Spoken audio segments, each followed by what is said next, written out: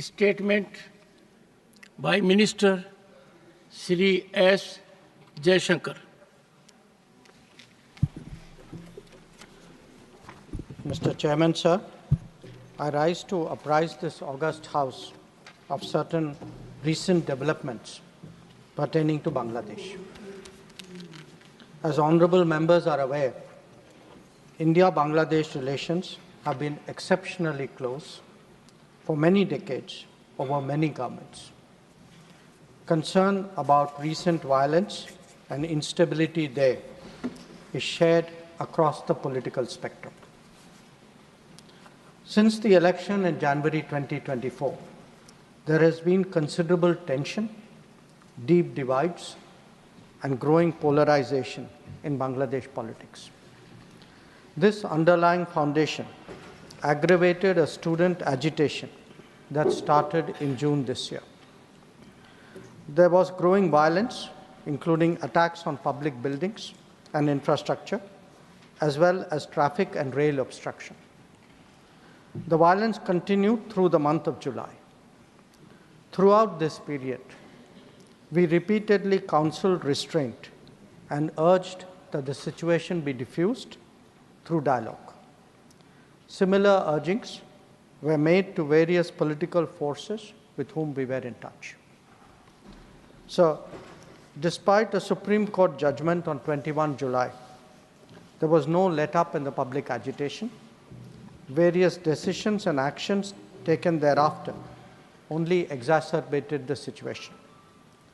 The agitation at this stage coalesced around a one-point agenda, that is that the Prime Minister, Sheikh Hasina, should step down.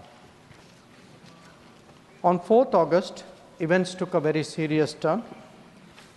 Attacks on the police, including police stations and government installations, intensified even as overall levels of violence greatly escalated. Properties of individuals associated with the regime were torched across the country. What was particularly worrying was that minorities, their businesses and temples also came under attack at multiple locations. The full extent of this is still not clear. Sir, on 5th August, demonstrators converged in Dhaka despite the curfew.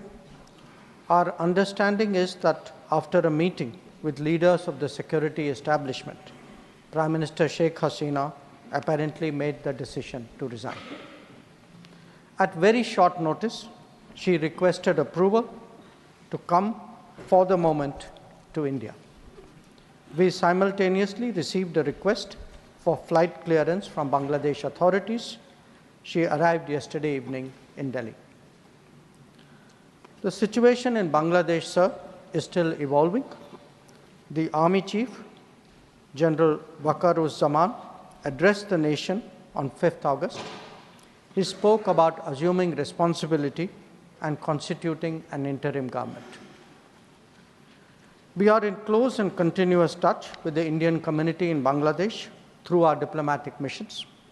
There are an estimated 19,000 Indian nationals there, of which about 9,000 are students. The bulk of the students, however, have already returned to India in the month of July on the advice of the High Commission. In terms of our diplomatic presence, in addition to the High Commission in Dhaka, we have Assistant High Commissions in Chittagong, Rajshahi, Khulna, and Sylhet. It is our expectation that the host government will provide the required security protection for these establishments. We look forward to their normal functioning once the situation stabilizes. Chairman, sir, we are also monitoring the situation with regard to the status of minorities. There are reports of initiatives by various groups and organizations to ensure their protection and well-being. We welcome that, but will naturally remain deeply concerned till law and order is visibly restored. Our border guarding forces have also been instructed to be exceptionally alert in view of this complex situation. In the last 24 hours, we have also been in regular touch with the authorities in Dhaka. This is the situation as of now. I seek the understanding and support of the House in regard to sensitive issues regarding an important neighbor on which there has always been strong national consensus. Thank you.